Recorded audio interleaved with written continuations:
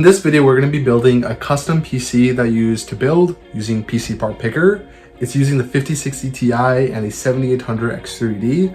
And I'll put somewhere in the link below or maybe an image of it here so you can either build it yourself or check it out. But yeah, let's just get right into it.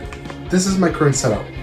Right now I'm using the IdeaPad Slim 7 by Lenovo. It's a powerful laptop I use for school, and my desk is pretty minimal, and I feel like I did a pretty good job, but of course I could have cleaned it up using a docking station, but I am instead going to be replacing it with this. I'll probably still have this here for now, but I'm thinking I might either replace this monitor with an ultra wide. I don't know. Yeah. So let's just jump right into it. Let's quickly go over some of the parts I've chose for my PC. We'll start with the power supply, where I chose a Corsair RM1000X watt power supply, which is a little bit of overkill, but with this model and the brand and just future-proofing it, I thought that I liked this one in particular, so I thought that was a good choice. Then I got the NH-D15 CPU cooler, which is really powerful, comparing that I'm going to be pairing it with the AMD Ryzen 7 7800 X3D.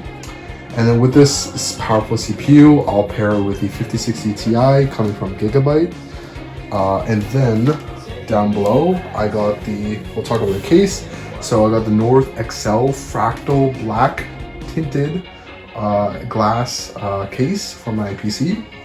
Then I got the Noctua fans, two of them. I believe those are two 140 millimeter. I got those for free, so that was cool. Then I got the Pro B650A Wi-Fi motherboard, and then I got a Samsung 990 Pro SSD, 1 terabyte, and then I got a Team Group 32 GB RAM sticks, and then over here I got some parts to replace some of the old parts potentially on the Noctua fans. I got some cable management, some braided sleeves, some cleaning supplies. I got the screws that I'm going to be using, and this was the original 1080 Ti that I was going to originally use for my PC build, but no longer am, because of course I'm getting the 5060 Ti. Originally I was going to be pairing this one with this one, which there would be a GPU bottleneck, which I didn't really want to do, so that's why I just ended up with this build. Okay, let's just get started with the PC build.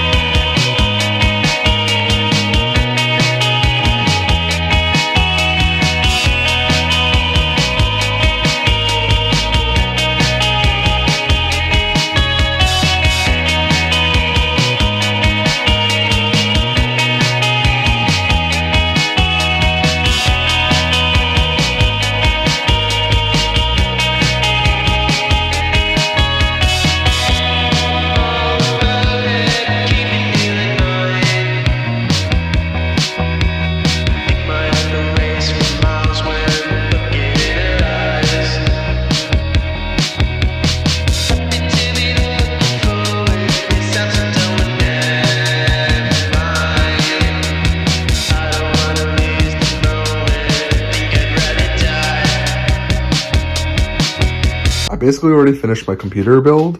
All I need to do is just do some cable managing and or grab my power clamps and put it in my desk, and then install the PC over there, which that's what I'm probably gonna do right now. So let's cut to the time lapse.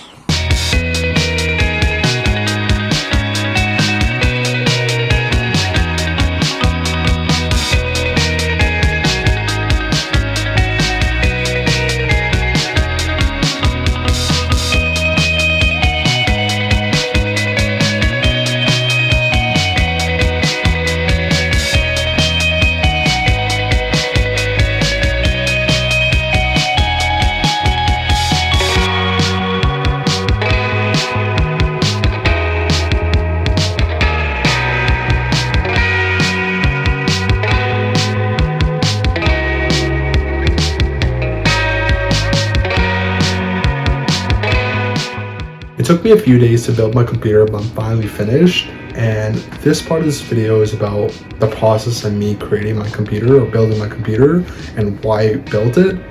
So if you want to skip a little bit ahead to see the actual setup, just skip a little ahead or look at the description below for a timestamp. But let's just jump right into why and how I created my PC. So the first thing was, why did I want to build a PC in the first place? The first reason why was because I wanted to learn how to build a computer, right? I understood the different components that made a PC. I played games to build PCs, learned it through school and watching videos, but not actually building the computer myself. So learning experience was one of the things I wanted to do. The second reason why was because I want to be able to run games I want to run, like potentially Cyberpunk or Black Myth Wukong, or just any game that I really wanted to, right? Then video editing was another one, right? Running proxies is actually a great thing, but if I can have a computer that's strong enough to not need those proxies is also great. But I've had in the past where using my home computer running Premiere Pro was absolutely a nightmare. So having a computer that's even better than the IdeaPad Slim 7 is actually really amazing. Then the other reason is having the ability to stream, which I don't see myself doing, but if I wanted to, it's there for me. Then of course I have just normal coding and surfing the internet or watching videos, which has never been a problem, but that's always there as well. Then the other and last reason why was because I want to build something that will last me for a long time, replacing my IdeaPad Slim 7, which I've had for 3 to 4 years. Of course, if you take care of a laptop, it'll last you a long time, but essentially I knew that in the back of my head, I needed to find a replacement at some point, so I just wanted to build it now. So with that being said, I started planning and designing my whole build on PC Part Picker. I read articles, watched videos, read subreddits, and ultimately I started designing it. I've asked friends and asked community, whether it was on PC Part Picker, which is probably where I just did it on. Just so you're aware, you're gonna get critique, but they're helpful critique that eventually rethink that why did I create these builds or why did I choose this component, right? Ultimately helping you decide the best components for your requirements and your own budget, right? So afterwards, designing and planning and getting critiqued, I then finally started finding parts for my actual build. And I tried getting deals wherever I can, but of course the market wasn't great. But I've also looked at Reddit. There was a specific Canada Reddit, like PC Sales Canada, that I do recommend. Just look at new posts that come in that actually recommend like computer components you can actually get in bundles that are great deals. So I did look at that as well. And afterwards, once I've gathered all the parts, I started looking at videos and actually planning and actually at the same time building my computer, which you probably saw in the time lapse. And I might look at the exact case that I'm using, exact motherboard I'm using, and seeing them put it together. I also looked at the documentation manuals that come in with the components, which they do usually have one. And then essentially taking my time to actually be patient and building it, right? Putting things in the correct ways, right? And then finally, once I built it, and seeing the operating system just light up and seeing everything working for the first time is a great feeling.